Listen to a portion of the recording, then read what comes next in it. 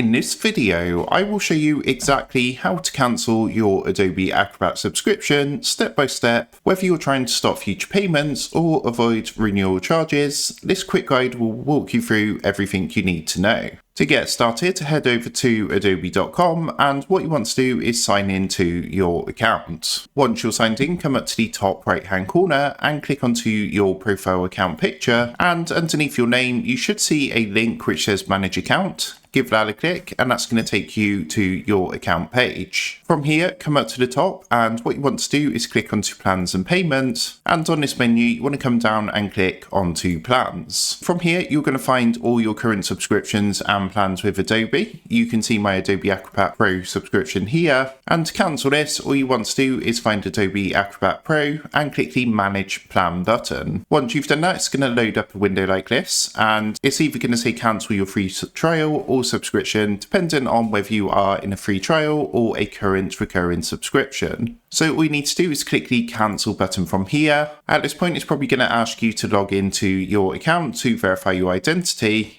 And once you've done that, it's going to open a window like this, where it's going to ask for a bit of feedback for why you're leaving and cancelling your subscription. In this example, I'm just going to select the option which says I'm not using the products often enough. You can add some additional comments if you want to, however this is purely optional. And then what you want to do is come and click onto continue. Now at this point it might ask you if you want to change your plan. Just click onto no thanks. And then it's going to take you to a screen which is going to show you what's going to happen when you cancel your subscription. So what you want to do is come down and click continue. On the next screen they might offer you a discount or something like that, but to continue with the cancellation just come and click onto no thanks down here. And then what it's going to do is show you all the cancellation details, so what's going to happen when you cancel your plan. To confirm your cancellation, you're going to see a button which says confirm cancellation. Give that a click, and what that's going to do is go ahead and cancel your subscription.